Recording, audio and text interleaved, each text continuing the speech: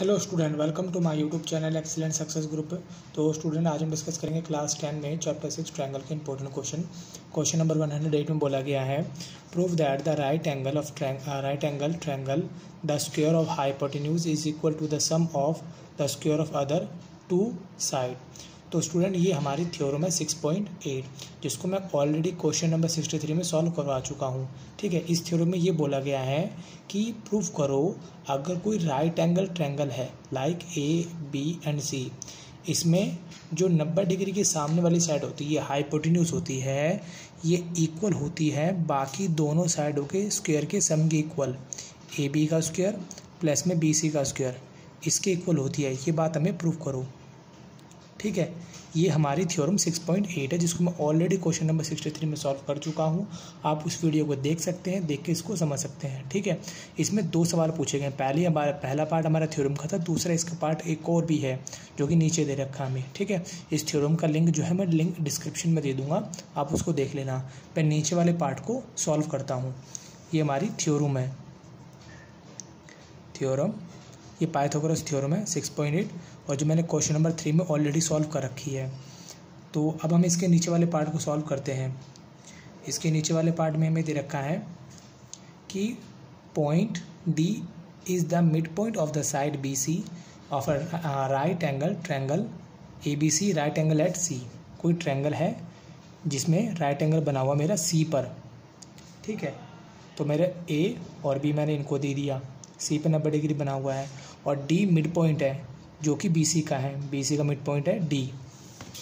इसको मैंने यहाँ मेंशन कर दिया, डी को इसके साथ ज्वाइन कर दिया। प्रूफ करो कि 4AD का स्क्वायर इक्वल होगा 4AC का स्क्वायर प्लस में BC के स्क्वायर इक्वल होगा। ये बात हमें प्रूफ करनी है। तो यहाँ लिखूँगा सबसे पहले given part, in triangle ABC, जिसमें C पर मेरा 90 डिग्री का एंगल बना हुआ है और D is mid point of BC। अब मिड पॉइंट है, जिसका मतलब क्या होगा, जितना CD है उतना BD होगा, और दोनों क्या होंगे, हाफ ऑफ BC के इक्वल होंगे। इसे मैंने नंबर 1 मान लिया। ठीक, मानने के बाद हमें टू प्रूफ करना है कि 4AD का स्क्वायर इक्वल होगा 4AC का स्क्वायर प्लस में BC के स्क्वायर के इक्वल होगा। तो मैं यूज़ करूँगा इस पाइथागोरस थ्योरम का। किस में यूज़ करूँगा, ट्रायंगल ACD में, ACD में। यहाँ लिखता हूँ यूजिंग पाइथागोरस। इस थ्योरम के अकॉर्डिंगली 90 डिग्री के सामने वाली साइड कौन होती है, हाइपोटेन्यूज, यानी कि AD का स्क्वायर इक्वल होगा AC का स्क्वायर प्लस में CD के स्क्वायर के इक्वल होगा। फिर मैं लिखता हूँ यूजिंग 1। हमें मालूम है CD का जो CD है वो इक्वल है हाफ ऑफ BC के, तो यहाँ लिखा AD का स्क्वायर इक्वल टू AC का स्क्वायर, CD से लिख दिया हाफ ऑफ BC इसका स्क्वायर। ठीक, AD का स्क्वायर इक्वल AC का स्क्वायर, BC को BC से गुणा किया BC स्क्वायर, 2 को 2 से गुणा किया 4, इन दोनों का बेस इक्वल कर लेते हैं। इसके नीचे कुछ नहीं, डायरेक्टली मल्टीप्लाई कर दिया, 4AC का स्क्वायर BC का स्क्वायर। अब इनको क्रॉस मल्टीप्लाई करते हैं, 4 को इसके साथ 1 को इनके साथ, तो ये होगा मेरा 4AD square equal 4AC square plus में BC स्क्वायर। और यही बात हमें प्रूफ करनी थी, 4AD square equal to 4AC plus में BC का स्क्वायर। और ऐसे के साथ मेरा क्वेश्चन नंबर 108 यहाँ पे कंप्लीट होता है। अब हम सॉल्व करेंगे क्वेश्चन नंबर 109। तो क्वेश्चन नंबर 109 भी मेरे 2 पार्ट में बटा हुआ है। ऊपर का जो पोर्शन है वो एक थ्योरम है, नीचे वाला पोर्शन है वो एक क्वेश्चन है।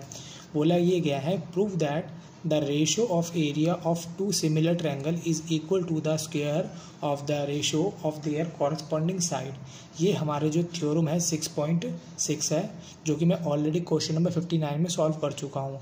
इस थ्योरम में ये बोला गया है कि अगर 2 ट्रायंगल सिमिलर हो, जैसे कि मैं यहाँ पे आपको थोड़ा सा बता दूँ इसके बारे में क्या इस थ्योरम में, ट्रायंगल ABC और DEF, अगर ये 2 ट्रायंगल हमें सिमिलर गिवन हो तो इनका जो एरिया का रेशियो है, area of triangle ABC, area of triangle DEF, इनकी एरिया का रेशियो इनकी कॉरस्पॉन्डिंग साइड के प्रोपोर्शनल का स्क्वायर होता है। यानी AB अपॉन DE इसका square equal BC upon EF इसका स्क्वायर इक्वल होता है AC अपॉन DF का स्क्वायर। ये हमें थ्योरम 6.6 के अंदर प्रूफ करवाया है, जिसको मैं ऑलरेडी सॉल्व कर चुका हूँ क्वेश्चन नंबर 59 में। इसका लिंक मैं डिस्क्रिप्शन में दे दूंगा, ठीक है। ये मेरी थ्योरम 6.6 है जो कि NCERT बुक की है। तो ये हमारी थ्योरम है, ठीक। ये आप उस वीडियो को वहाँ से देख लेना। मैं इसके नीचे वाले पार्ट को इसमें सॉल्व कर देता हूँ। नीचे वाला पार्ट बोल रखा है, if the area of a two similar triangle are equal prove that the triangles are congruent. Proof करो वो ट्रायंगल कॉन्ग्रुएंट होगा। देखो सिमिलर और कॉन्ग्रुएंट में क्या फ़र्क होता है, पहले हमें ये मालूम होना चाहिए। सिमिलर का मतलब होता है कि दो ट्रायंगल जिनके कॉरस्पॉन्डिंग एंगल इक्वल होते हैं, ठीक है, उन्हें कहते हैं सिमिलर। अब एंगल इक्वल होते तो ज़रूरी नहीं कि साइडें भी इक्वल हों, साइडें प्रोपोर्शनल रेशियो में होंगी। जैसे मान लो अगर ये 2 सेंटीमीटर है तो ये 4 सेंटीमीटर होगी, ये 3 है तो ये 6 होगी, ये 4 है तो ये 8 होगी। अब इनकी अगर रेशियो चेक की जाए, ठीक है, AB अपॉन DE की कितना हुआ 2/4, इसकी ली जाए 3/6, इसकी ली जाए 4/8, तो इन सब की रेशियो आती है 1/2, 1/2, 1/2। इनकी जो रेशियो होगी साइडों की वो सेम होती है सिमिलर ट्रायंगल की। और कॉन्ग्रुएंट ट्रायंगल में क्या होता है कि ये 2 है तो ये भी 2 ही होगी, ये 3 है तो ये 3 ही होगी, ये 4 है तो ये 4 ही होगी। उन्हें कहते हैं कॉन्ग्रुएंट ट्रायंगल, यानी कि जो दिखने में हूबहू बिल्कुल एक जैसे हों उन्हें कहा जाएगा कॉन्ग्रुएंट। आपको समझाने के लिए एग्जांपल ले सकता हूँ। जैसे कि मेरे 2 पेन हैं जो सेम कंपनी के हैं और बिल्कुल सेम है, इनको हम कह सकते हैं कॉन्ग्रुएंट, ठीक है, क्योंकि बिल्कुल हूबहू ये एक जैसे हैं, इनको हम कॉन्ग्रुएंट कह सकते हैं। और सिमिलर उनको कहेंगे जैसे कि हमने कोई प्रोजेक्ट बनाया शिप का, ठीक है, पानी का जहाज़ है जो कि मैंने उसकी नकल करते हुए थर्माकोल शीट से बनाया, तो वो एक छोटा मॉडल हुआ और उसके जैसा ही मैंने एक बहुत बड़ा बनाया पानी के अंदर, ठीक है, पानी का जहाज़ बना बहुत बड़ा, तो वो इन दोनों को हम सिमिलर कह सकते हैं, ठीक है, क्योंकि वो छोटे साइज़ में, वो बड़े साइज़ के अंदर है।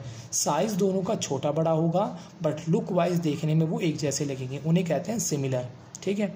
तो यहाँ पर हमें ये गिवन है कि दोनों का एरिया अगर इक्वल हो तो ये कॉन्ग्रुएंट होंगे। कॉन्ग्रुएंट का मतलब इनकी कॉरस्पॉन्डिंग साइड इक्वल होंगी। AB बराबर DE की होगा, BC बराबर EF की होगा, AC बराबर DF की होगा। ये बात हमें प्रूफ करनी होगी, ठीक है। तो मैं उम्मीद करता हूँ आपको सिमिलर और कॉन्ग्रुएंट में दोनों में फ़र्क नज़र आ गया होगा।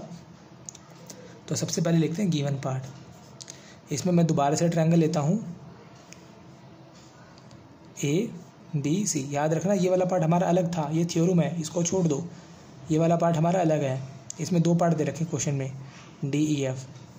हमें ये गिवन है कि दोनों सिमिलर हैं। पहली बात तो ट्रायंगल ABC सिमिलर है ट्रायंगल DEF के, और इनका एरिया भी इक्वल है। Area of triangle ABC, area of triangle DEF ये इक्वल है, ठीक। तो प्रूफ करो कि ये कॉन्ग्रुएंट होंगे। ये सिमिलर का साइन होता है और ये कॉन्ग्रुएंट का साइन होता है, ये वाला, ठीक है। मतलब दिखने में भी एक जैसे होंगे और बराबर भी होंगे, ठीक है। इसका मतलब सिर्फ दिखने में एक जैसे होंगे, साइडें प्रोपोर्शनल होंगी, मतलब छोटी बड़ी हो सकती हैं, रेशो सेम होंगी उनकी तीनों की, ठीक। ये बात हमें प्रूफ करनी है। तो इसे प्रूफ करने के लिए हम इसी थ्योरम का यूज़ करेंगे। कैसे यूज़ करेंगे देखो,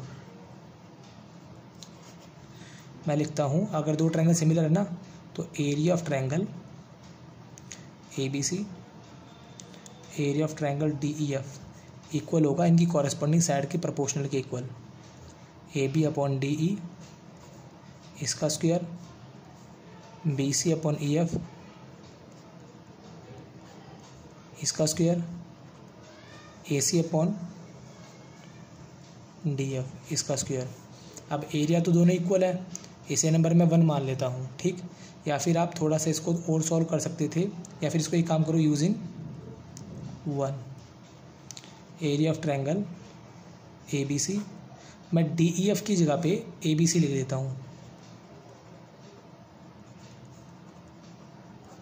AB DE BE EF। अब इसे कट गया इतना आया 1:1।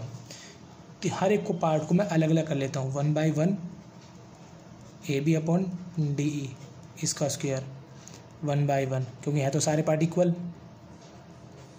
इसका स्क्वायर 1/1। AC upon DF। इसको इसके साथ अलग कर लिया, इसको इसके साथ अलग कर लिया, इसको इसके साथ अलग कर लिया।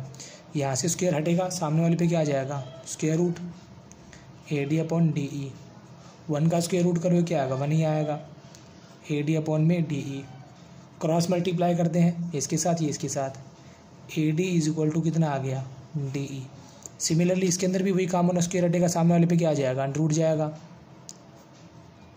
1 का अंडर रूट 1 ही होता है। क्रॉस मल्टीप्लाई कर दिया, DE इक्वल क्या हो गया, EF के। और तीसरा B के भी बिल्कुल ऐसे हो जाएगा, AC इक्वल टू, यहाँ लिख देता हूँ सिमिलरली, AC बराबर हो जाएगा DF के। तो इन दोनों ट्रायंगल की देखो AD बराबर DE के आगे बराबर आई है साइड है, प्रपोर्शनली आई। अगर प्रपोर्शनल होती है ना, ऐसे फ्रैक्शन में होती हैं और उनका रेशो आता है तब तो होती है वो सिमिलर, बट यहाँ पर तो इक्वल का साइन आ रहा है बीच में, AD बराबर DE के। ये जो साइड है, AD कैसे हो गया, AB था ये,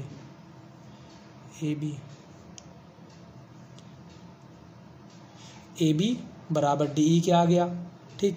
DE बराबर आ गया मेरा AB, ये BE था, ये BE है, गलती से लिख दिया मैंने इसको, BE नहीं है ये, BC होगा, BC, लिखने में मिस्टेक हो गई,